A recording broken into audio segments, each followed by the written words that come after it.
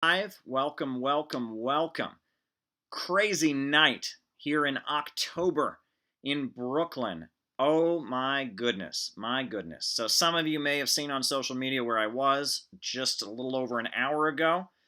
But we're going to get into that. Crazy night here in October. Wow, I'm getting an echo here, so I better silence it. My goodness, my goodness. Don't want to be echoing. All right. But yes, I want to give a shout out to all the people watching here. I've actually decided to divide those of you who watch these lives into three categories. Three categories. Now, on the one hand, we have my fans. We have all of you who are there, people who love me, people who love this conversation, people who ask sharp questions. You're all there. And we also have the haters, people that, don't agree with me, don't like what I have to say. Maybe you're some kind of rival leftist, maybe you're a right-winger, you don't like what I have to say, you get on here because you want to argue with me and debate me. That's cool. You're totally welcome, even though you're a hater. And I want to talk to the biggest category of people who watch these lives, because you're the ones that amuse me. The lurkers. I'm talking to you, lurkers. People who watch these lives but don't say anything. They don't say anything. They don't agree, they don't disagree, they just kind of watch. This is kind of entertaining to them. They get something out of it. They get something out of it. But they're watching these lives, but they're not, you know, big fans of mine necessarily, but they're not haters either. They're not here to debate me, they're not here to denounce me, they're not here to monitor me and gossip, but they're also not here to be fans. They like something that's going on here, or they wouldn't be watching it. They get something out of it. People don't do anything for no reason. It's not like someone's chaining them to a chair to watch this. So I'm curious about the lurkers, because the lives have been doing particularly well lately. If you look at it, we do one of these, at least 500 people are going to see it, minimum. I mean, you go back, we're approaching 1,000 people that are watching these live. This is a big conversation we're having here tonight. Big conversation. This is not a small event. You can make it bigger by tweeting this out, sharing it and whatnot, but this is a growing community. The people who watch these lives, it's a growing community. And I'm curious about the lurkers. I'm curious about all of you who aren't, singing my praises or denouncing me, but are just kind of watching. You know what I mean? You're watching for a reason, and that's what I'm interested in. So maybe you want to speak up and tell me what's going on. Maybe not. I have some theories about who you might be. I don't want to say that because I don't want to scare you away. I don't want to blow away your anonymity, your ability to be anonymous. I respect that. So lurkers, just so you know, I love you also, right? I love the fans, I love the haters, and I love the lurkers, right? We're all one big family here on YouTube Live having a conversation. So welcome, welcome, welcome. And I am going to look and see. There seems to already be a lot of conversation here happening. Wow. CouncilCom says hello. Human says, if you can read this, I'm not blocked, timeout, or banned. Proceed. Well, I can read it, Mr. Human. What else is happening here? Fresh Flowers says hello. Ronnie Miller says hello, right? Jason Dunn says hello. Belly Chen says hello. First time joining the live. Well, welcome, Belly Chen. Glad to have you on here.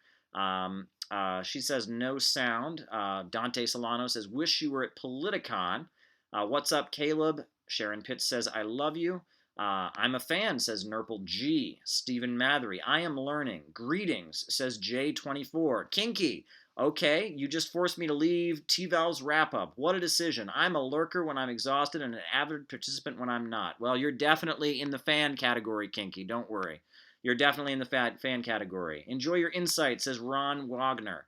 Very good. Belly Chen says, first time joining the live. Lisa Hauserman, I'm in Ohio, camping in Pimentung, and it's a snowing, raining. I'm kind of trapped inside. Told me you went live. Well, glad to have you, Lisa. You're always here. I would put you in the fan category as well. Thomas Tarrant says, if I'm lurking, it's just because I don't have anything interesting to say. Well, hey, I respect your right to say whatever you want. You can say whatever you want. You can agree. You can disagree. This is a fun conversation we're having here on Saturday night. I'm in Brooklyn. I'm miles and miles away from where I just was. Thank God. Oh, my goodness. So for those of you who follow me on Twitter or social media, I was at the event where a group of pagan witches were hexing Brett Kavanaugh. And it was at a bookstore in Bushwick, which is like a hipster neighborhood, one of these hipster neighborhoods. And I was there to do a story for my job, a news story, a TV news story. As you can see, I'm still wearing my tie and my suit. And I just got home about an hour ago. Oh my goodness. Oh my goodness. It was a circus. I didn't actually go into the store where they were doing the hexing ceremony. I was outside. And so, of course, the store has gotten a lot of threats because a lot of, Trump supporters and Kavanaugh supporters don't particularly care for which is hexing people they like. So Antifa was outside of the store with their hoods over their faces and they're, all decked out ready for a fight. Christians, some Christian fundamentalists were out there with big bullhorns and big signs saying Jesus is Lord and screaming at the people doing the bookstore thing. Interestingly, there were one or two. I interviewed one guy, and he was a pagan who denounced the ceremony and said it was the worst part of witchcraft. I mean, I kid you not. He was a pagan and didn't approve of the ceremony, said that it violated the laws of his religion, said that it was a violation, and said that true paganism is not about triggering Christians and rebelling against your parents, but it's about enforcing the ancient laws and the natural law and the natural order. I thought that was interesting. So that was an interesting one. Didn't see that one coming. Who else was out there? There was a drag queen in a witch's costume. So I interviewed them, got their perspective on it. And then there were a lot of people that were just kind of residents of the neighborhood. They had an apartment around there, hipsters from Bushwick, didn't know anything was happening, but then saw that there was a huge crowd outside of this bookstore and decided to go on over there. So it was pretty crazy. It was pretty crazy. A lot of people shouting at each other. And the whole thing, it just kind of had this rundown feeling to it. You know what I mean? It's like everybody there was kind of negative, I mean, it wasn't exactly a happy place to be. It wasn't exactly a happy, fun place. A lot of hostility there, a lot of negativity in the air. I probably sound like kind of hippy-dippy there, and I'm like, so much negativity, man. Well, that's not my point, but it was just, it was dark, and, you got this store with a pentagram on it, and people are, got their tickets, and they're going in. They paid $10 to go in and watch this ceremony. The guy who owned the store, this was interesting. So most of the people that were there were, like, kind of anarchist. Most of the people that were there for the ceremony are kind of anarchisty, grungy, hippie, hipster looking. But the guy who owned the store was dressed fancier than I was. And he had this long, like, cane. And he's walking around, kind of, surveying the scene. And yes, and I asked to interview him. He's the guy who owns the store. He wouldn't do an interview, but he was walking around kind of surveying it, and he was dressed super fancy suit, glasses, kind of almost a British kind of look, like something you might expect from a college professor. That was the guy who actually owned the store. I thought that was kind of interesting. You wonder, why does he own it? But the occult stuff, that's a world I've never really explored. But I've read about it, right? So, you got Aleister Crowley. He was this British guy who was kind of, was a parlor performer and invented his own religion, Thelema. That's a big thing among these occult people. You've also got Anton LaVey, the Satanist, who, interestingly, I wish some of these conservative Christians would look into the fact that he was a big believer in capitalism. The founder of the Church of Satan, he sounded exactly like, Bill O'Reilly and Glenn Beck, everything, free markets, neoliberalism, privatize everything, compassion is weakness, work for your, lazy people on welfare. It was the same stuff. So interesting that the Church of Satan kind of echoes the same line on economics that most evangelical Christians in the USA echo. But he's not the only one. Then you got like Wiccans, right? And that's kind of a feminist thing. People talk about how, prior to Christianity becoming dominant in Europe, women's position, you worshipped a mother goddess rather than a male god figure. So you have kind of a feminist Wiccan scene. Then you've got a crowd of like kind of guys that are into like Greek myths and legends and Norse gods, and they're kind of ultra masculine, but they're into these ancient religions and they really like mythology and stories and Valhalla and all of that. And then some people say all those people are fascists. From my understanding, there are certain people on the far right that are into paganism, but most of them aren't. It's an interesting crowd, let me say that. I've never delved in it, never really had anything to do with it. I did have a debate with a far rightist, Augustus Sol Invictus. We had a debate about politics, and he was a practicer of Aleister Crowley's religion, Thelema, and he practiced that religion. He actually began his debate comments by holding up his hand like the ancient Romans did and greeting themselves and saying, Awe, Awe, which is the ancient Roman greeting. In ancient Rome, they greeted each other by saying, Awe, Hail Caesar. So that's how he began the debate. I thought that was a little bit odd, but apparently that's a Thelema thing. That's an Aleister Crowley thing. It wasn't the weirdest thing that happened that night. That night was pretty weird too. You have strange when you work in media, when you're political, and you have some strange evenings. Tonight was a very, very strange evening. I interviewed people, and I wasn't the only media there. A lot of Russian media was there. InfoWars was there. Some local news was there. This was a big event. At the same time this ceremony was happening, there was actually a right-wing priest who has been certified by the Vatican as an official exorcist, and he was conducting a mass to protect Brett Kavanaugh from the hex that the witches were planning to put on him tonight. So that was happening apparently at the same time. This guy was out in California, but he's the real deal. He's not just some guy. Apparently he's an official exorcist from the Vatican who was trying to protect Brett Kavanaugh. I asked people what they thought was going to happen to Brett Kavanaugh. Some people said it would make him nervous. He would be nervous because of it. He would hear about the ceremony, become nervous, become paranoid. That was the effect. That's an interesting take. So they're not actually saying that it's going to do anything magical. They're just saying, well, he'll be nervous as a result of it. Somebody else told me they were sure that Brett Kavanaugh would die. They told me that. One guy I interviewed said, "Oh no, this ceremony will kill Brett Kavanaugh." And I said, "Really? It'll kill him?" He said, "Oh, absolutely." And I said, "Well, then shouldn't it be illegal? Because that's like murder, isn't it?" And he said, "Well, freedom of religion." So there you go. I almost wonder if the person was just being facetious, but you never know. And other people said, well, they didn't think it would do anything, but it's kind of a protest. It's kind of a demonstration. It's symbolic. It's a way to express discontent. So interesting conversations I had there at the store. And I almost didn't want to say this. I didn't want to go here, right? Because they say don't feed the trolls. You ever hear that? Don't feed the trolls. If someone's trying to get your goat, if someone's going after you, don't give them attention because they love to get attention. One individual, probably an anarchist, he was like following me around, trying to give me shit, and saying he didn't like Russia, and he didn't like Russian media and all of that. I try not to just argue with the guy and just to leave him alone. My cameraman, who's not a political guy at all, not an activist, I know this guy, I've worked with him for a long time, not an activist, not a leftist. He actually motioned to the police to get the guy to stop him. So, of course, the guy then takes my picture, and I'm sure it'll be all over the left book sites. Oh, Caleb called the cops on an anarchist. Oh, you got the cops involved. No one got arrested. The cops told the guy to go away, but, I'm sure they'll have that on me, right? Ooh, they got me. The childishness, when leftists buy into this McCarthyism, and they go around taking people's pictures because they're too friendly to Russia, or they go to Russia, or they support the government of Syria that the USA is trying to overthrow. When they get into that category, right? How in the world do they think they're leftists still? I mean, they're doing the work of the government. We know that the FBI and CIA and all the security agencies in the USA are profiling anybody who is opposed to war and is trying to challenge the status quo. So when leftists go around doing that, do they not realize that they're doing what the government did? This is what the FBI did to Martin Luther King. This is COINTELPRO. This is, do they not blacklist? It's like they don't realize that because it's like, and the other thing I will say is there's a lot of leftists who don't seem to get the idea that there's a big difference between people who disagree with me and Adolf Hitler, right? You can disagree with me about some issue, but that doesn't make me Adolf Hitler. You see, there's a big difference, Like, for example, I don't agree with Trotskyists. Trotskyists are not Adolf Hitler. I don't agree with anarchists. Anarchists are not Adolf Hitler. One can disagree with prevailing opinion in leftist circles and not be a Nazi. Now, that sounds kind of like kindergarten, talk, but unfortunately, there's a lot of these kids. I don't want to say anarchists, kids.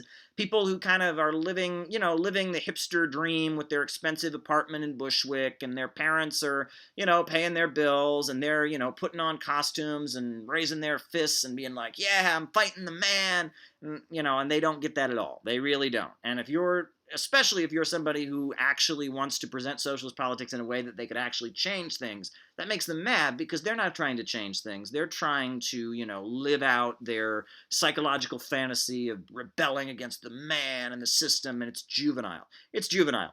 I've already probably said too much about it. They say don't feed the trolls. But no, I did not call the cops on someone. And, whatever. Crazy night. A lot of negative energy coming out of that bookstore. I almost want to like go bathe in holy water or something, And I must say, the Christian street preachers, who are like yelling at them with their sound system. Oh, Lordy. Those people don't even give good interviews. I hate to say it. I mean, it's just, it's just kind of cliches. Jesus loves you. Oh, God. It's kind of lame what they were shouting. And the one guy, apparently, the one guy was shouting into the bullhorn. At one point, he was casting the demons out of everyone who was there around the bookstore. And he was like, serpents be gone!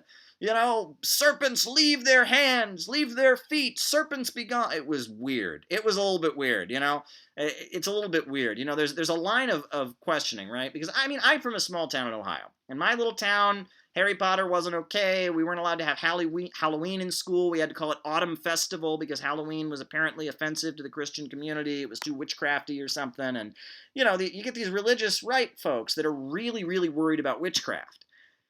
And if they're that worried about it, that means they think it has some power. That means they actually believe that, like, if somebody gets a voodoo doll and, like, sticks a pin in it, that can actually do something to somebody. So in a way, even though they're against it, don't they kind of believe in witchcraft? And that was the weird thing. I always wondered. Like, I actually got a lot of right-wing Christians to tell me they actually did. It's like you get the Richard Dawkins types that don't believe in regular religion. They don't believe in that stuff, and they're like against it all. But you would think that Christians would be like, well, my God is real, your God is fake. But that's not exactly it. They think that their God has some kind of power, but their God is better or something. It's a little bit weird. I'm talking about the evangelical Christian right. You know what I mean?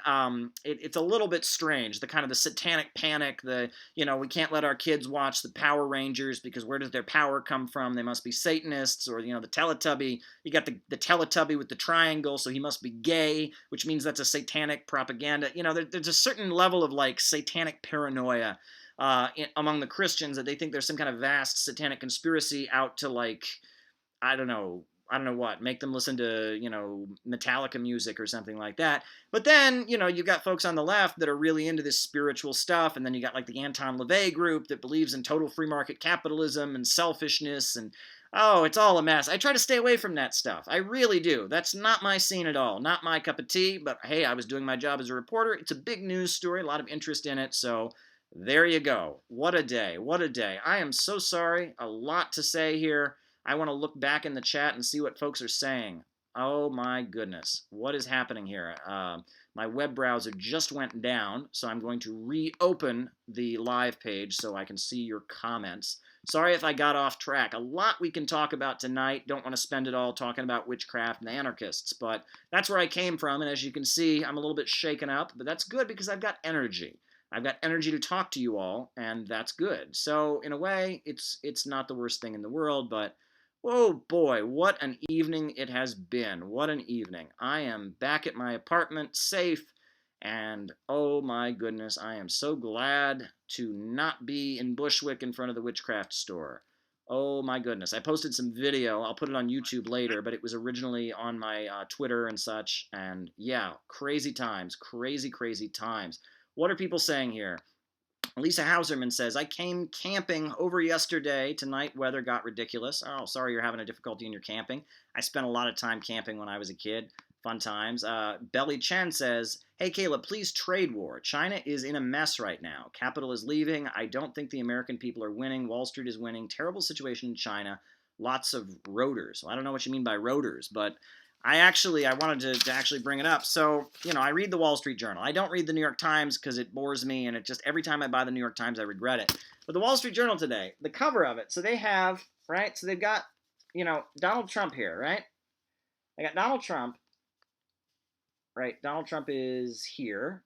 And then they've got Mao right here. I'm sorry, I'm doing this, like, backwards in my, like, mirror thing. Mao, Deng Xiaoping, and President Xi, the current leader of China. And they got them sitting there. It's a little bit weird. And you read the article, and it's a call for more tariffs, complaints that China's out of control. And you get the idea. It's almost like this has become the difference between the Democrats and the Republicans in the United States. So Republicans hate China. Democrats hate Russia, except both Democrats and Republicans hate both China and Russia, but it's a question of who do you hate more? Who do you want to go after? That seems to be the difference I've noticed. At the end of the day, Russia and China are more economically tied than ever. Russia, on the one hand, has lots of oil and natural gas. China has a huge apparatus of manufacturing, half the steel in the world, half the cell phones in the world. They need lots of gas to be imported. So in a way, the two countries complement each other. The Eurasian alliance, that's what like to call them, or the two Eurasian superpowers. Very strong alliance going on there. Both countries basically pulled themselves up by their bootstraps in the 20th century, went from being deeply poor countries to being big, powerful superpowers with socialism, mind you, the state control of the means of production, right? It wasn't capitalism that raised these countries up out of poverty. If they'd kept free market capitalism, they'd probably still be in the level of poverty that they have. And these two countries are rising, and Wall Street and London want them out of the global market. They don't want competitors. And we're seeing that. And the craziest thing is, right now China is really pushing technology. Huge amount of investment in technology, artificial intelligence. You can go down the line, right? I mean, they just huge funding, supercomputers, the fastest supercomputers in the world they have in China today. And, if you're going to have economic development and if things are going to get better, the new jobs are going to be in new technology. And the cutting edge is technology. But the USA is cutting itself off from China, right? And China has wanted to work with the USA in the fields of technology. There have been endless appeals for there to be cooperation, win-win cooperation in the field of technology. U.S. government doesn't want it. Now we're putting barriers up. We've got Trump specifically targeting the Made in China 2020 program, specifically targeting it, making that the target. It's a mess. It's a big mess. We're basically cutting ourselves off from one of the fastest moving economies in the world. It's an epic, epic disaster. So what else is going on here? I'm getting some messages here, all kinds of things happening. What else is happening here? I'm going to look at what people are saying. I'm a progressive, so I love Russia and China and every single country where the leaders of our except for the leaders of our proxy murderers. And, of course, I have a huge bone to pick with the U.S. coup in power now. Well, there you go. Republicans hate Cuba more, Democrats hate Syria more, but both hate North Korea the most, says Fresh Flowers. Well, hey, who do they hate now, right? Marco Rubio is, fixated on Cuba. That especially, that crowd that's in with Netanyahu, that Donald Trump seems to really want to please. They seem to have it in for Iran. It's like a constituency. All over the USA, you've got people who fled from different countries when they had anti-imperialist revolutions. They all come here.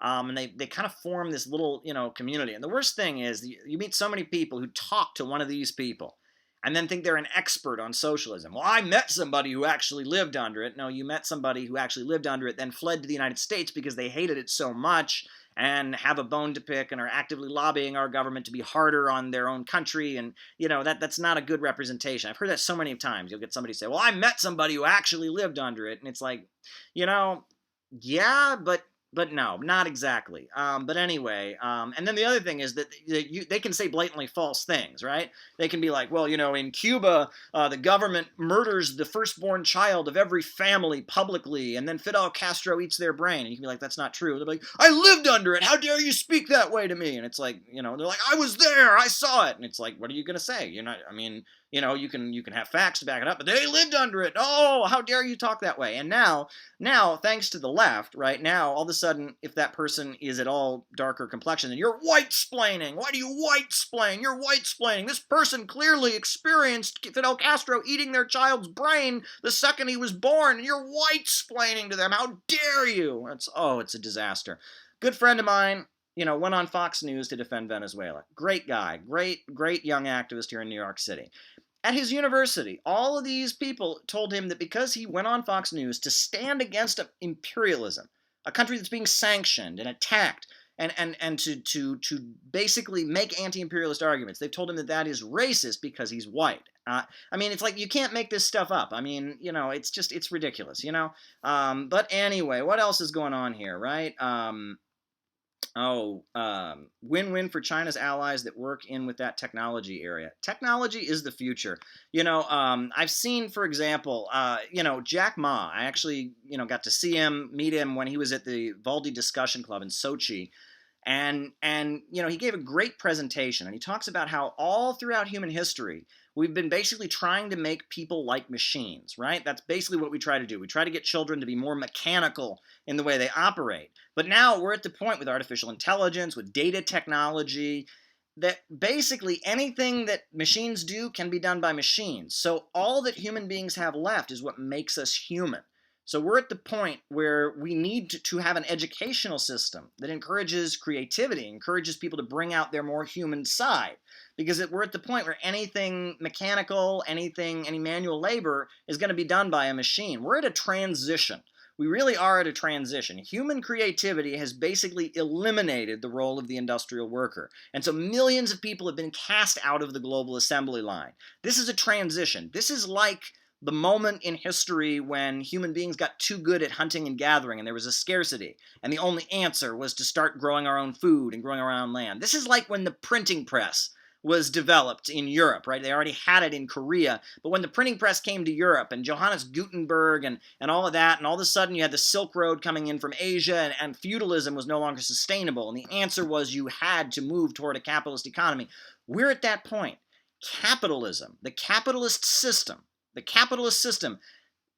it can't function anymore because you don't need industrial workers, and workers are also consumers. There's no place at the assembly line for millions and millions of people. We are, as the old song Solidarity Forever says, we have become outcast and starving mid the wonders that we have made. We, the working class, built this world. We know that, right? Every building in the New York City skyline, every mine, every railroad, every canal, every product in every store was packaged by workers, manufactured by workers, sold to you by workers. Workers created this world. But now the bosses have developed technology to be so efficient that there's no role for workers. So we are increasingly cast out.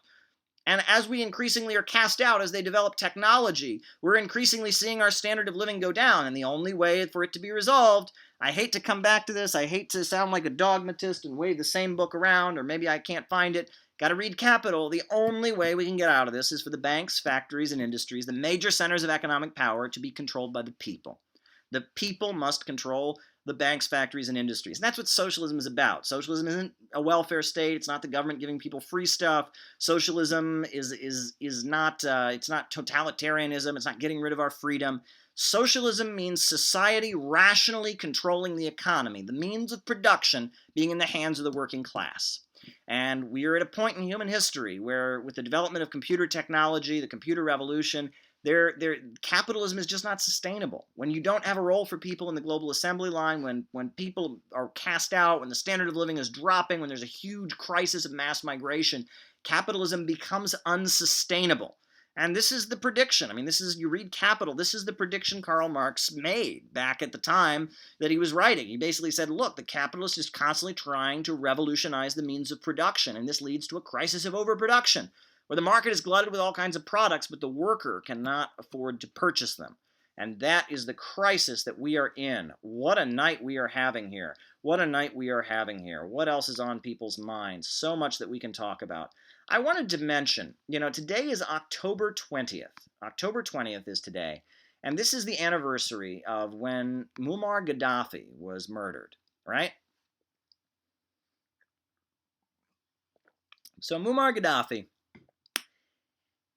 was the leader of Libya. He was a colonel.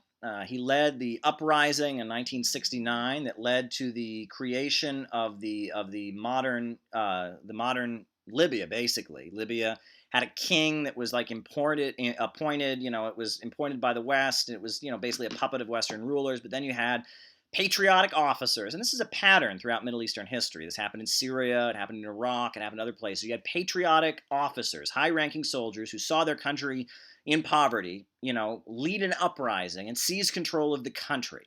And so you had the birth of Libya that called itself, the Islamic Socialist Republic, I believe, or the Islamic Socialist Jamahiriya. And the increase in the standard of living that was carried out in Libya by Gaddafi is not small, right? And there's all kinds of people that want to just poo-poo that, be like, oh, but he was a dictator. And don't poo-poo this, right? Libya, at the time that Libya was invaded, I mean, you had the NATO bombing and the Western funding of the rebels and all of that.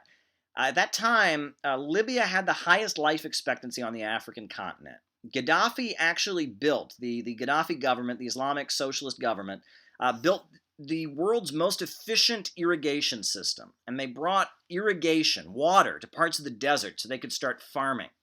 Right? Healthcare was provided to people. College was provided to people. Every family, when they got married, they got like the equivalent of like some $20,000 to start their family with.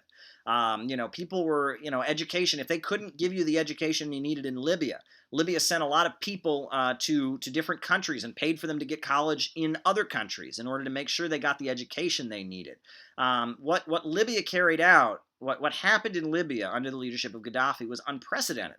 And it's crazy because there's all these reports where people will just say things like, well, Gaddafi impoverished his people. No, the leaders of Nigeria are impoverishing their people. If you go all over the African continent, you go all over the Middle East, to countries that are controlled by Wall Street bankers and billionaires, the people live far, far worse. But the conditions of the people, the actual living conditions of Libyans, vastly improved when Muammar Gaddafi was leading Libya. And no one wants to acknowledge that. And the other thing is that Gaddafi did a lot of very, very important stuff around the world. For example, he supported the Irish people in fighting against the British, right? When there was the uprisings and the troubles, he was a big supporter of the Irish, Sinn Féin and all of that was going on. Bobby Sands, he was a big supporter of those folks. He was a big supporter of the Black Panther Party of the United States and the Nation of Islam of the United States, I understand. He was a big supporter of the Black freedom struggle in the United States. Gaddafi, he supported the Palestinians. He supported the African National Congress, and Nelson Mandela gave them lots of support. Libya played a very, very good role in the world. And so when Gaddafi was killed, I'll tell you, I remember that because that was a strange day for me. I don't know if people can think back, but that was 2011. And at the time, I was opposing the bombing. I was an active leftist. I was in a socialist group that will not be named. And we were opposing the bombing. But even within this socialist group, there was this weird, hate for Gaddafi. It was weird. The group officially opposed the bombing and was backing, giving political support to the Libyan government. But inside there were all these old leftists who were like, well, we need to make clear that, this is a bourgeois nationalist regime. It's not what we support. We're good. We're real socialists, not like Gaddafi. I actually went and read the Green Book, which is the book that Muammar Gaddafi wrote to lay out his philosophy, his third universal theory that he called it. Fascinating book. Fascinating, right? And I heard about the Green Book, interestingly. I heard about it actually on NPR. And I heard about it. NPR picked the one section of the book, the section of the book that's actually, somewhat, I guess you could say, sexist or hostile to women. That was the section they read. But the book is very long. It's divided into three parts. The sections of the book that are about women are very, very short and small. And compared to the way that region, they're actually very advanced. In Libya, women voted, women had roles in the government. Women had a higher level of freedom in Libya than they did in Saudi Arabia, for example, where women just got the right to drive cars, and they're going to cut the heads off of the women who were protesting for the right to drive cars. But anyway, back to Libya. Libya. There's some stuff in that section of the Green Book that's not good, that obviously is not friendly to women. But most of the Green Book is not about that. The first section of the Green Book is about democracy. The second section of the Green Book is about socialism and his theories about socialism. And the third section is the social basis, where he talks about cultural and social issues. And a lot of that's pretty progressive and liberal for that region compared to what people were saying back in the 1970s and the way a lot of countries in that region were at that time. It's actually pretty forward thinking. But regardless, that was the only section. So I went and read it, and I actually was blown away. And if you looked at Libya, right? The oil was in the hands of the government. It was illegal to make profits from housing. It was illegal to make profits from food.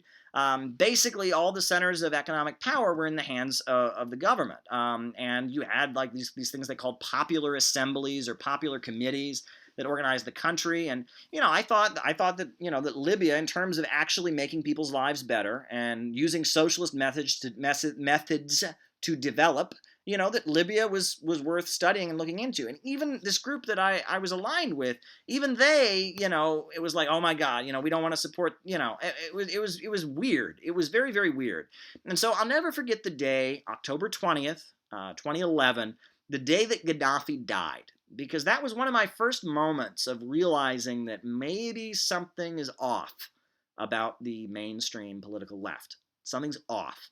And that was that day, you'll remember, 2011, that was the time of Occupy Wall Street, right? In lower Manhattan, Wall Street, you had Zuccotti Park was being occupied. I, at the time, had really long hair and a beard, and I was an occupier. We are the 99%, all day, all week, Occupy Wall Street. I was there, and I remember when I heard that Gaddafi had been killed, I was quite upset about it.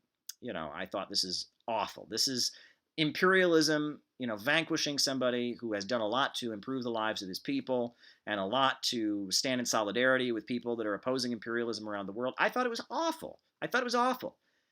But all of the, anarchists and all of the Trotskyites and all the people that were there selling their paper hated Gaddafi and were on the wrong side of it. And even the socialist group that I was with was like, well, no, he was a bad guy. He was a bourgeois nationalist, wasn't a true communist. But oddly, and this is where it gets interesting, oddly, there were a lot of young people in that park, roughly the same age that I was, early 20s, who actually sympathized with Gaddafi. These were people from the Midwest, people from, Ohio and Kentucky and Illinois and places like that who'd bust in for Occupy Wall Street. Young people who were suffering in this low-wage economy, who saw Occupy Wall Street on TV and wanted to be part of it. A lot of them bust in. A lot of them were fans of like Alex Jones and InfoWars and that kind of thing. But you talk to them, and even though they weren't communists, even though they weren't Marxists, even though they didn't have the correct political line, they knew that Gaddafi being killed was wrong. And the leftists, the doctrinaire, the one true party, the people that are in the group that's selling the newspaper, the good, obedient, campus, Trotskyite, anarchist, whatever, they didn't get it. And I thought that was interesting. That was my first moment of realizing that something about the mainstream left, something about the people who go around, who have the franchise, I guess you could say, of socialism and communism in the USA, something's off about them. That was the first time I realized it.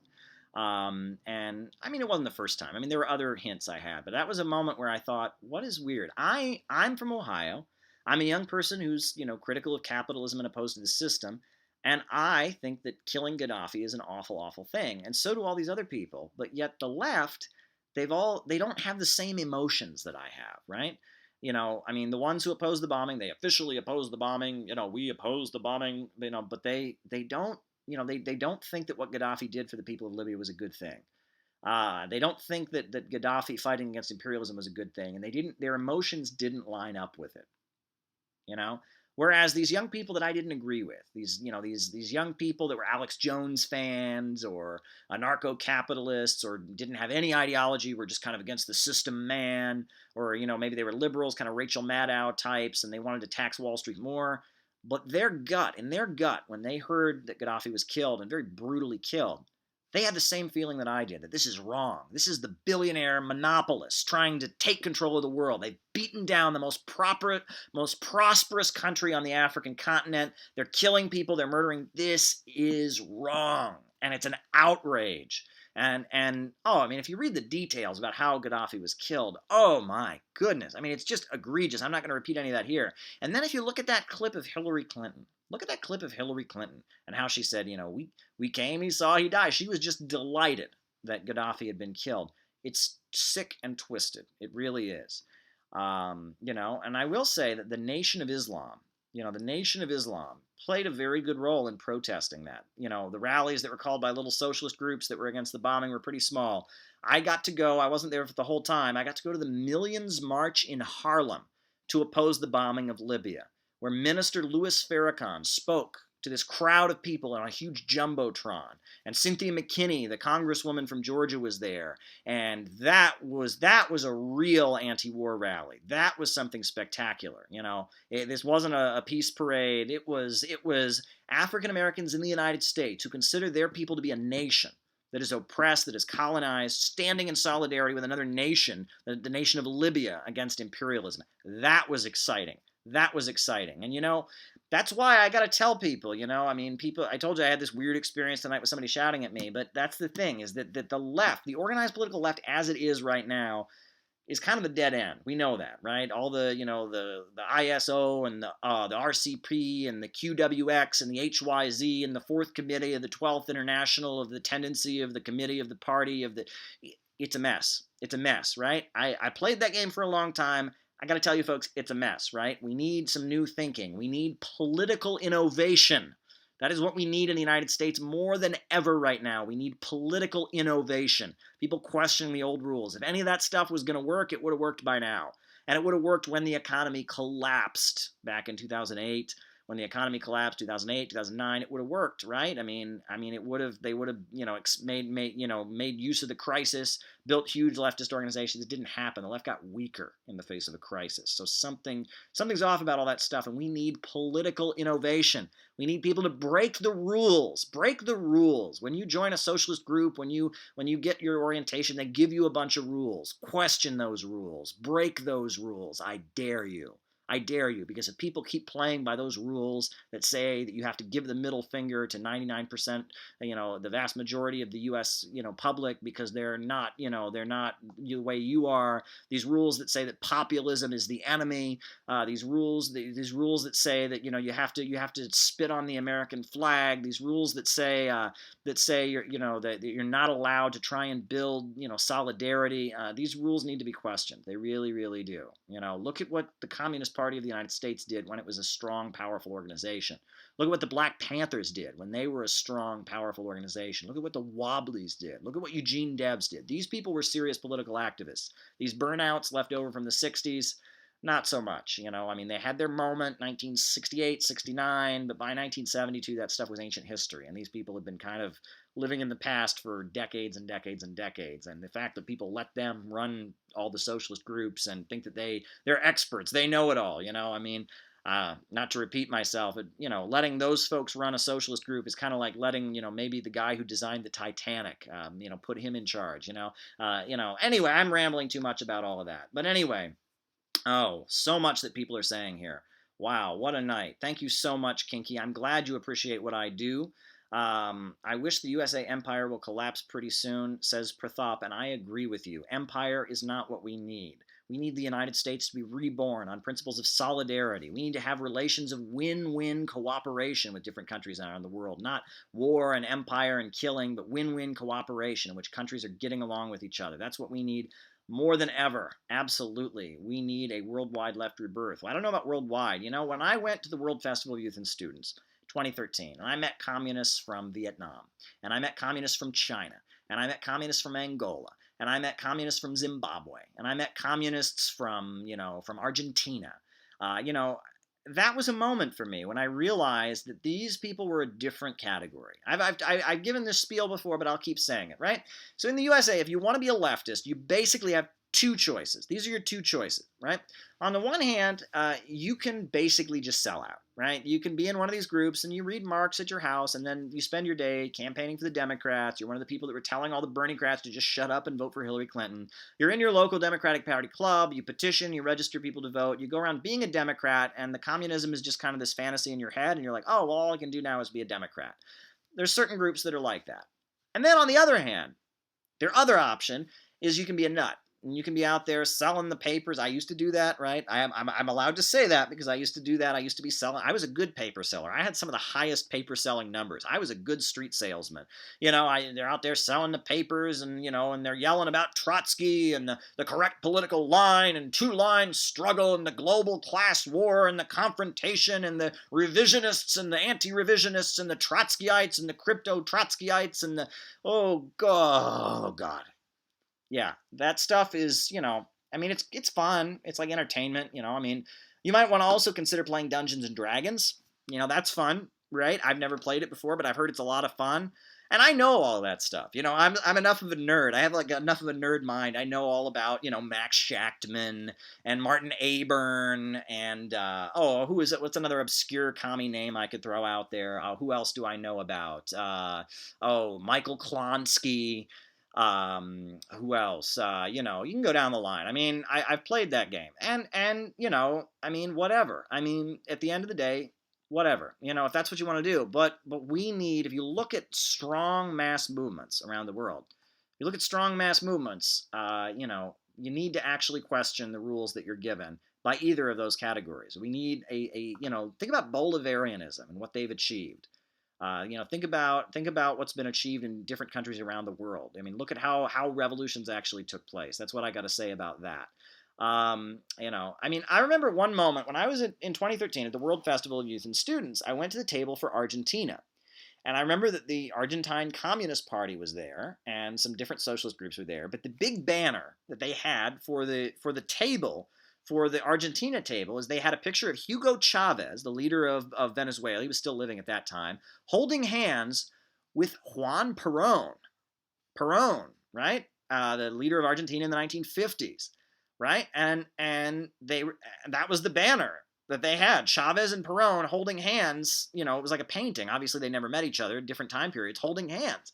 And I remember I asked the Argentines, I said, isn't Juan Perón a fascist? That's what I'd always been told, is Juan Perón was a fascist. All of the Argentines said to me, the communists, socialists, oh, no, Juan Perón was not a fascist at all. Juan Perón was a true socialist, they told me. They said there are fascists who try to use him for propaganda, and there were things he did that weren't so good, but Juan Perón was the great leader of our country. He was a socialist. He worked with the unions. He was a friend of Che Guevara and praised Che Guevara. Juan Perón, all the Argentine leftists told me they loved Juan Perón.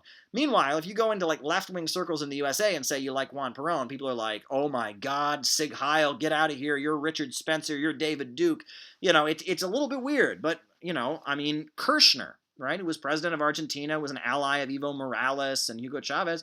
She called herself a Peronista. Now, I understand there are left Peronists and right Peronists, but, in Argentina, people don't consider Juan Perón to be the equivalent of Adolf Hitler. And I'm not going to endorse everything Juan Perón ever did, but that was a moment where I thought, that's odd. You know what I mean? And it's conversations like that where you realize that the left in the developing world and the left in the first world and, the people on the college campuses, it's a different milieu. I'm probably getting a lot of hate here, and that's okay. You can disagree with me. I allow it. People can disagree with me. Yeah, Americans don't want to hear about the rivalry of Trotsky and Stalin. Yeah, that's an internal conversation. I've talked about it on these lives before. I think there's a lot we can learn from that debate, but again, it's not what people in the USA want to hear. And if you blindly follow Stalin or blindly follow Trotsky, you're not going to come up with any new innovations. You should study Trotsky. You should study Stalin. You should learn what can be learned from both of them, and you should blindly practice and blindly obey and dogmatically uphold neither of them. That said, I've given my critique of Trotsky. I'm not a big fan of Trotsky, but I tell you, I came to the conclusions I came about Trotsky by studying his work, by actually digging into it, and by spending time with a lot of Trotskyists. The group I was in for a long time had Trotskyist roots. They'd kind of broken with it. It was a weird thing, but I mean, it's like you can't taste a pear. Mao Zedong said this. You can't know what a pear tastes like until you bite into it, right? We should study all of this stuff, all of it, even the stuff we strongly disagree with. I am for learning. And people need to learn. People absolutely need to learn. What is going on here? So someone's asking me what I think of the CPGBML in Britain. I'm not going to get into a party fest here. I know them. I've met them. They seem like great people. They're anti-imperialist. They protested against the bombing of Libya. Very friendly people, and my encounters with them, and that's that. I mean, I'm not in Britain. I'm not an activist in Britain, and I don't have a bone to pick with them. They seem like great folks. I got friends on Facebook from the CPGBML. My politics are a little bit different, but, no two politics is the same, and I'm not going to get into, party bashing, and don't ask me what I think of different groups. That's not, really what we're here for. I'm speaking more in generalities. I want to take things to a higher level. I don't want to be part of this. Most people in the USA have never heard of the CPGBML or the GBCBSL or ML or the, it's not, and your party's better than mine. My dad could beat up your dad. I mean, it's just, whatever. That's not where I'm at anymore. I really am not. Kinky says, right on, brother. Learn to taste a pear. That's right. Well, hey, I don't know if folks saw. but I'm actually going to be doing some political classes with this Center for Political Innovation, which just opened up in New York City. It's kind of a think tank kind of group, not actually directly involved in politics, but trying to start conversations about ideology. Very exciting. Next Thursday, I'm going to be giving a class to the Center for Political Innovation. Very exciting. I'm excited about it. And if you're in New York, you ought to come by. I think you ought to come by to the class. It'll be lots of fun. But if you can't make it, it's going to be on iTunes, actually. People are going to be able to download it off of iTunes. So download it. I'm going to be doing a series of classes with them about Marxism and socialism and ideology and theory. It's going to be fun, right? It's going to be fun. I do my job. I write my articles. I do my job and all that. But this is something that I feel like, I love talking about this. I do these lives, and we ought to do more of that. So, it's going to be great. The other thing I wanted to mention is some friends of mine are going to this Women's March on the Pentagon that's happening tomorrow. Very exciting. Very exciting. Cindy Sheehan, the Peace Mom, didn't go to the actual Women's March, right? The big mobilization against Trump. She didn't go to it because it didn't include anti-war demands. But she's having the Women's March to the Pentagon, an anti-imperialist, anti-war rally of her own tomorrow. Some of my friends from here in New York are going. I'm not. I'm exhausted. Too much time, covering the Bushwick witches, and I don't really protest and demonstrate. That's not what I do at this point. I'm a journalist. I have to maintain. If I'm out on the picket lines, that doesn't jive too well with what I do. I need to be more distant. But these young people are going there. A lot of different folks are involved. I know, like blackagendareport.com, great website, is involved. All kinds of people are involved. It's going to be quite an action, led by Cindy Sheehan. So, if I hope the media covers it, but it's going to be a great action of people that they're opposing Trump because of his wars. They're not opposing Trump because he said naughty words. They're not opposing Trump because it's the trendy hip thing to do in liberal circles. They're not opposing Trump because he wants to be friendly with Russia or he's too close to evil dictators like Kim Il-sung. No. No. This is a march against the wars, against the bombing of Syria, against the bombing of different countries. It's an anti-imperialist gathering. Very exciting. I know Manar Muhawish from Mint Press, right? A very, very good website, great website, mintpress.com. She's going to be one of the speakers there. Samira Khan, former Miss New Jersey, New Jersey 2015, I believe. She'll be one of the speakers there. Friend of mine, pretty awesome. She'll be there. It's going to be a great, gathering, a great anti-imperialist gathering, from what I can understand. Friend of mine, different people are going to be there. I know the Students and Youth for a New America organization is a sponsor and a participant. It's going to be a great rally, and I think it's very exciting. And I'll be anxious to see what comes out on social media about that gathering when it happens. Lots going on here. Woo! Thanks for joining me tonight here, folks. I feel so much better. Being out there in front of the store with the witches and the Kavanaugh and the cursing and the crazy Christians yelling and the Antifa and the true pagans denouncing the witches, and oh God, it was just a crazy night. I will be so happy when October is over. Oh, tell me about it. But, I wonder, it's like there's all this political stuff happening. Is it really just because the midterm elections are coming up? Really? I mean, are we that really tied in with the electoral system? Is that why all of a sudden people are interested in politics, is because the midterm elections are contentious? Really? Well, maybe that's the case, and I mean, they are contentious. I mean, I'm curious to see what's going to happen. I can't tell you what's going to happen. I don't have a prediction for the midterm elections. Don't ask me for one. I don't have one. I don't know what's going to happen. It's going to be interesting. I have not seen this much hubbub over a midterm vote in a long time. In my lifetime, I don't. Midterm elections, people blink and miss them usually. People don't even vote. People vote in presidential elections, but midterms. But the fact that so many people are registered, that both sides are ready for a war, I mean, my goodness. Crazy times to live in the United States. Wow, I have been going here. It's been almost an hour. Any insight on the Vatican visiting the DPRK? Well, there are actually a lot of Christians in North Korea. You wouldn't know that. But actually, if you read Anna Louise Strong, she's a journalist, very important journalist, anti-imperialist, writer. She lived in the Soviet Union. She actually died in China. She was a friend of Zhou Enlai, and she interviewed Mao a couple times. And if you read her book on North Korea, she went to North Korea right after the end of the Second World War. She points out, that the Communist Party, people assume that the Communist Party in North Korea, it was the Korean Workers' Party is just the Communist Party. Actually, the Korean Workers' Party was a merger of all the anti-Japanese resistance parties in the DPRK. And it was a merger of the Communist Party of Korea and the Social Democratic Party of Korea and the Christian Party of Korea. Bet you didn't know that, right? And that there are churches. There are churches in North Korea. People in North Korea practice Christianity. And actually, there's a long history of people in Korea in general practicing Christianity because they were occupied by Japan, and Japan was pushing Shintoism. So to practice Christianity was a way to oppose, to impose the religion of the colonizer and the oppressor.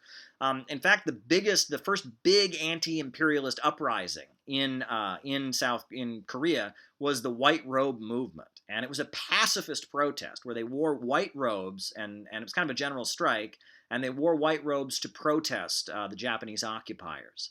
It was in 1919, the White Robe movement in Korea. Very, very tragic story. These Koreans who were being treated as subhumans, you had the women being rounded up by the Japanese and treated as comfort women.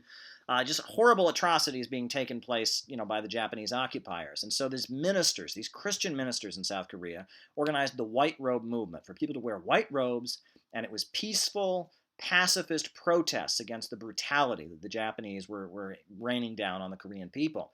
And in response, the Japanese shot all kinds of these peaceful protesters. And then they lit a school on fire. Kids, children who had nothing to do with these protests. And they burned a school down and killed a bunch of children. This is 1919. Read about it. Horrendous, horrendous stuff, what the Japanese occupiers did to the people of Korea. I mean, it's just horrendous. But yeah, there's a long history of Christianity in Korea. And in fact, one of the weird things about being in New York City is you see a lot of Korean Christians. It's almost like a category, right? And, it's you see them on the trains, they're Koreans, they've moved here. A lot of them don't speak English too well, but they have flyers that are in Korean and in English that are promoting their particular brand of Christianity. And it's not Reverend Moon. I asked them that. I asked them one time, are you with Reverend Sun Young Moon? Are you Moonies or whatever? And they said, no, Reverend Moon is the Antichrist, they said to me. So I don't quite exactly know, but I see them on the street a lot, handing out flyers and stuff. It's kind of a Korean Christian kind of thing. So, Korean Christians have a long history. So it doesn't surprise me the Pope is going there. Now, Catholicism in North Korea, I'm sure it's there.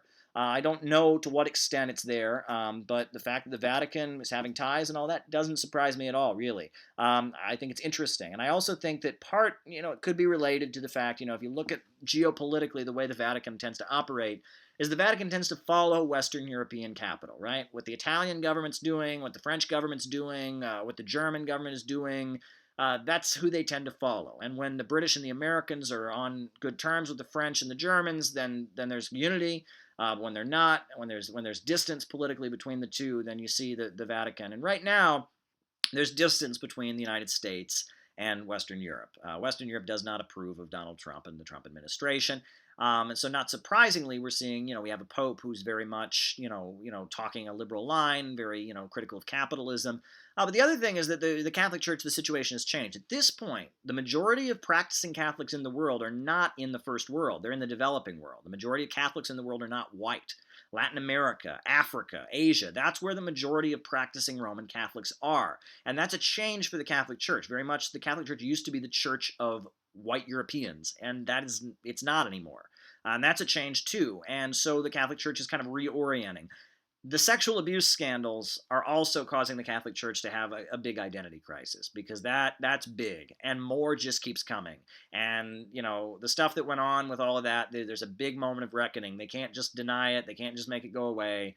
There's a lot of going on there. I was not brought up Catholic. I was brought up Protestant. I would consider myself to basically be a Protestant now. I'm not a member of any particular church, but interesting stuff. But I'm not surprised. I'm not surprised about the Vatican and DPRK restoring relations, or I'm not really surprised about China and the Vatican having their agreements. But good question. Thanks for asking. Caleb, have you spoken to anyone in the Communist Party of Australia? I've met a few at international gatherings. There have been people that have messaged me on the internet, sure, and Australia is an interesting country, yeah, I mean, I know that they had a left, and they had, and you have the Communist Party of Australia, and then you have like the Communist Party of Australia Marxist-Leninist, they call the MLs. And then you've got there's a Trotskyite group, and there's different communist groups in Australia. It's interesting. I've never been to Australia, but you have a left there, and the main, you have the Labour Party, which is like their Liberal Party, which is a lot like the British Labour Party, has kind of basically denounced. They don't even really advocate, a planned economy. They're not even really social democrats anymore, just kind of liberals. But then you have Tories and all of that. But yeah, I've met people from there before too. I don't, I mean, I don't have an opinion about it. Don't ask me about some controversy going on with the Communist Party of Australia. Australia, but I've met people from that organization, sure. Anna Louise Strong was a friend of Dorothy Day, says Bob McGahey. That doesn't surprise me.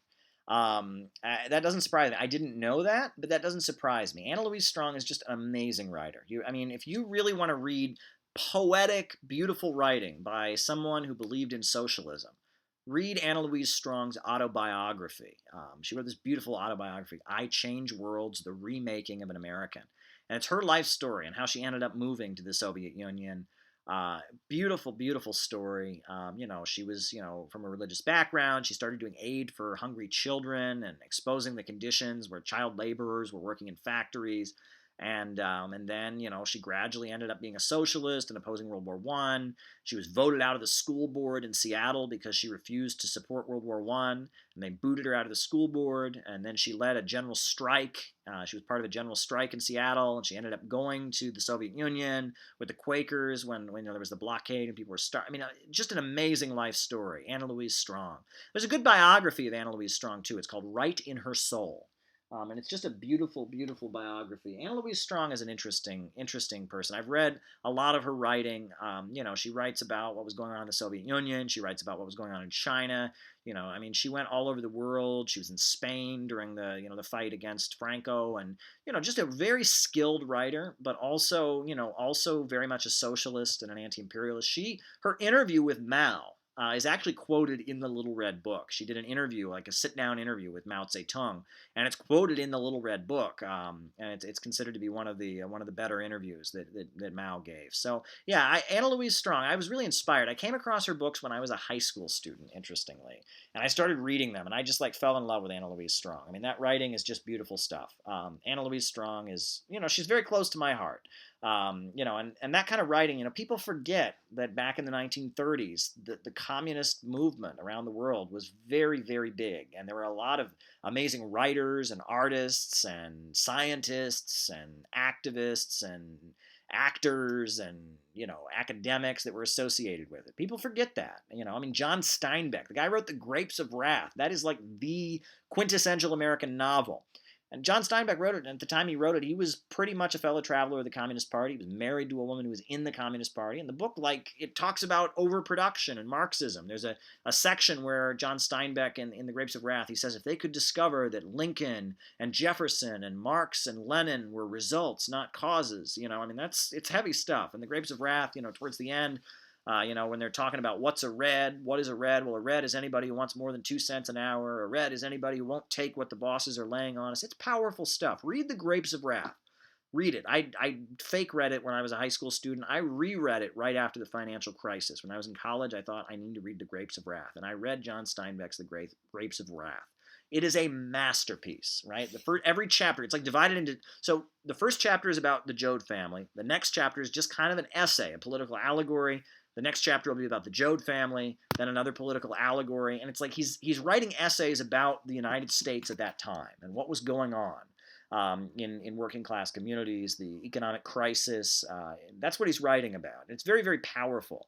At one point, he talks about the government camp, and it's where a lot of these people who were, farmers who'd been made homeless were staying in this kind of co-op, and it was called a government camp, but it was a co-op, and how they were, they were basically having kind of a miniature socialist commune that they'd set up. Beautiful stuff.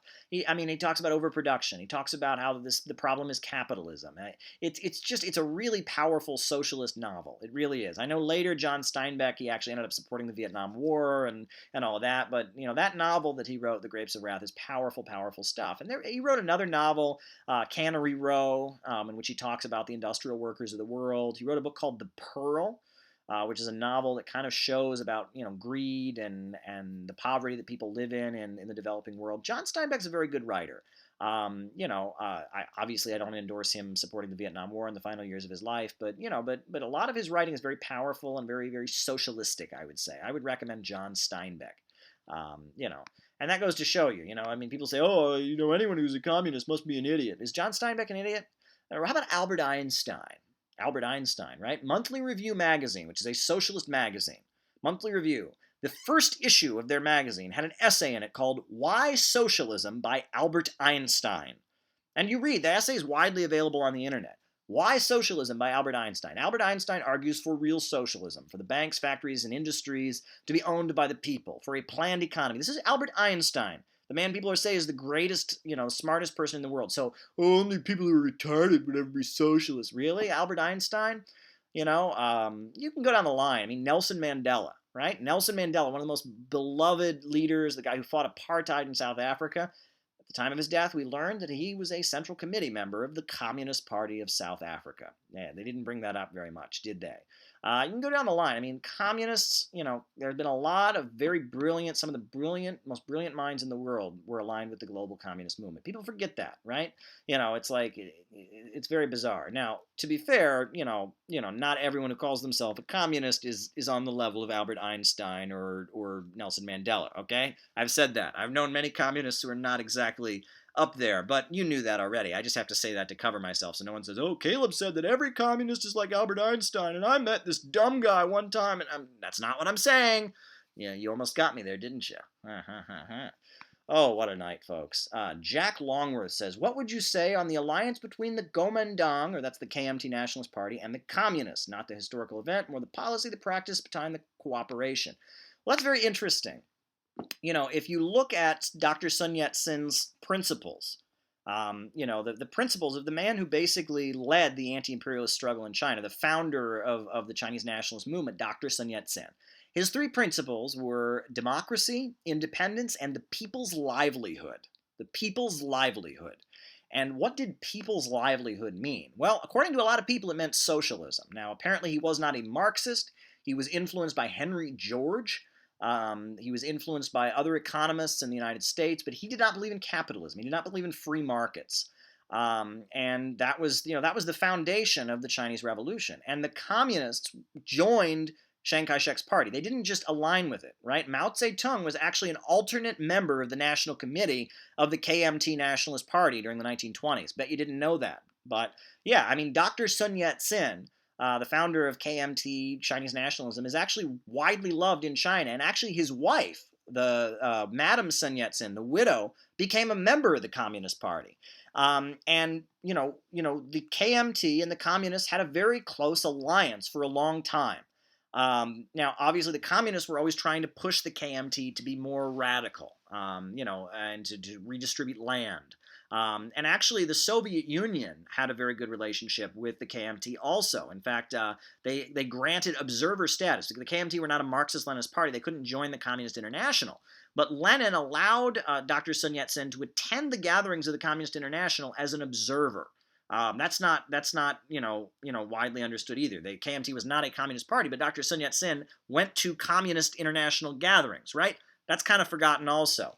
But anyhow, the KMT, it was led by Dr. Sun Yat-sen. It was this progressive movement for, independence, democracy, and people's livelihood. What did people's livelihood mean? Some people said it meant socialism. Some people said it meant just raising the standard of living. It was a mass movement, and there was an alliance between the Communist Party of China and the KMT to the point that Communist Party members actually joined the KMT.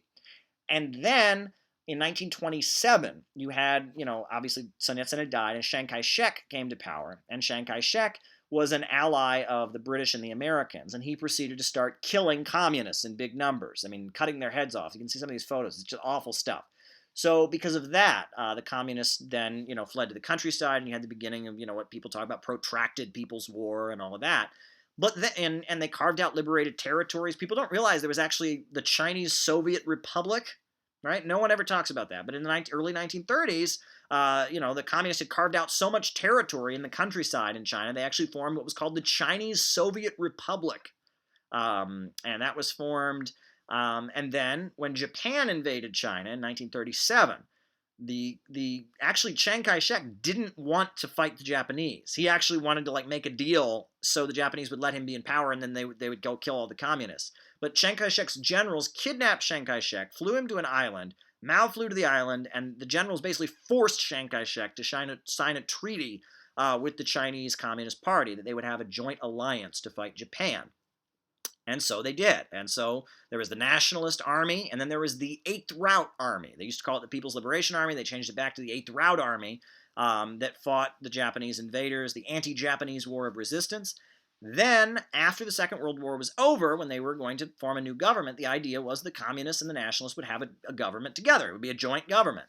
And then, the Marshall Plan from the United States mandated that you could not have communists in your government if you were going to get Marshall Plan aid, and Chiang Kai-shek was a bitter anti-communist, and so they barred the communists from participating in the elections. So then you had war between the KMT and the Chinese Communist Party once again, and at that point they were the People's Liberation Army. And then, interestingly, this is very interesting, so the British and Chiang Kai-shek were working together, right? And so Chiang Kai-shek, as he's fighting a war against the communists after the Second World War, he goes around to all the richest people in China. And he says to them, hey, I've worked out with the British. We're going to have a new currency, right? This is a little known story. We're going to have a new currency. It's going to be a new currency for China I'm inventing. And he took all these rich people, all their gold, all their jewels, all of that, and gave them pieces of paper that were this new currency. And then the currency tanked. And so all their gold and all their silver and all their jewelry and all of that was worthless. And so even some of the richest people in China said, all right, you know what, even Mao, even the communists could do a better job than this. And so even some of the richest people came over to the communists at that point, and then it was a wipeout, and Chiang Kai-shek fled to Taiwan. And even as Chiang Kai-shek was flying to Taiwan, the Chinese communists said, hey, we would like to form a coalition government. If you want to participate in a coalition government with us, we'll allow it, right? But Chiang Kai-shek was not going to have a coalition government with the communists, so he fled to Taiwan, which is, it's part of China, but it's an island that they control. It's like the last area the KMT controlled, Taiwan. And that's what basically happened. And what's interesting is that, when China was formed, it's the People's Republic of China. And actually, even still to this day, there's like one or two minor parties that have seats in the Chinese government. There's like what they call the left KMT, and that's a section of the KMT that ended up supporting the Communist Party. And then they're very, very small. And even in their official statements, they actually recognize the Chinese Communist Party as the leadership of China. But there's actually like one or two guys somewhere in the Chinese government who are actually not in the Communist Party. They're in the KMT. And there's something called like the Peasants' Party, I believe. There's a couple like smaller parties that were part of the coalition, right? That it was, at that point, coming out of the Second World War all across Eastern Europe and different countries, the communists of the world were building what they called people's democratic governments, people's democracies. And they were saying, well, these are countries that are like anti-imperialist, anti-fascist, and will eventually become socialist, but they're on the road to socialism. And when the People's Republic of China was formed, it was a people's democratic government. It was not considered to be a socialist government. They said it was a people's democracy. And there were quite a few billionaires. There were like, 10 or 12 billionaires in China at the time that the People's Republic was formed. It's very interesting. If you read, some of the history, China, they started building up state-run industries sponsored by the Soviet Union. But they had, free market kind of capitalistic policies in the 1950s. Now, as the 1960s got going, that obviously shifted. But the way that socialism came to China, it wasn't just some big bloody revolt where the communists went out and, it was a lot of strategic alliances and negotiations, and sometimes they were working with the KMT, and sometimes they were opposing the KMT, and it was 25 years. It was a 25-year revolution, 25 years of armed struggle, right? When the Chinese Communist Party got formed, it had just over 30 members, and they met in the women's dormitory of a college in the basement. It was 30 people. And they couldn't finish their founding meeting because the secret police showed up and chased them out. So they had to then go and finish the meeting on a boat. 30 people. Today, the Chinese Communist Party has 90 million members. 90 million. From 30 to 90 million. And meanwhile, China has gone from being one of the poorest countries in the world to being the second largest economy on earth. And if that is not an inspiring story, I don't know what is. I look at the Great Revival, the way China has completely turned itself around, the way a dedicated group of people in the Chinese Communist Party, worked hard, moved their country towards socialism and raised people up out of poverty. I think that is one of the biggest game changers in global history. Centuries from now, millennium from now, people are going to be talking about what the Chinese Communist Party achieved. And that was mainly one of the people who had more to do with it than anybody else was a genius named Mao Zedong. And Mao Zedong, people say, oh, he was Stalin's puppet in China. No, he wasn't. Many times, the Communist International tried to fire Mao. I bet you didn't know that. And they would just kind of rip those letters up, right? And there was a long history of Mao just kind of giving the middle finger to the leadership of the Communist International and doing what was best for China. Obviously, they honored Stalin as the leader of the Soviet Union. They had good relations with Stalin when he was leading the Soviet Union. But people who say that Mao was just Stalin's puppet, I beg to differ, and the historical record begs to differ. But what else are we talking about here? I can't be on here for the rest of my life. I'm going to get off here. Any suggested readings on the history of the Communist Party of China? Oh, there's a lot of very good books out there. Han Suyin's biography of Mao, The Morning Deluge, and The Wind in the Tower. That's pretty good. What else? I mean, there's some very good books put out in my monthly review press about the Chinese economy.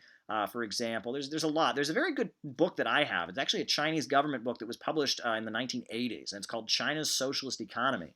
And it goes over the history of China's economy and how the economy evolved and shifted over the years. It's fascinating. I learned a lot from that book. There's another very good book called When China Rules the World. I believe it's written by somebody who writes for the Morning Star, which is kind of a socialist magazine in the UK. A lot we can learn there.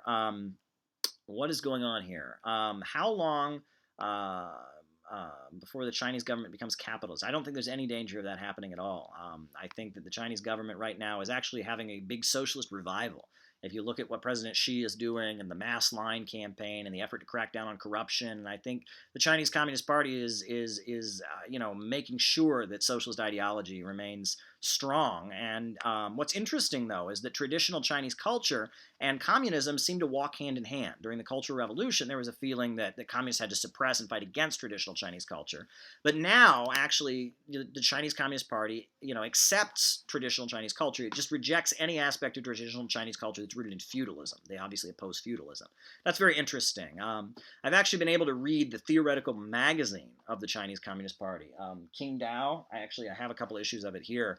They send it to me now. Fascinating magazine. Read this. If you want to know what the Chinese Public Communist Party thinks, I'm probably butchering their name. I do apologize. This is a good publication. Get a copy of it. Kishi, I believe it's called. They have like theoretical documents in here. You will learn what the Chinese Communist Party believes. You will read their political line.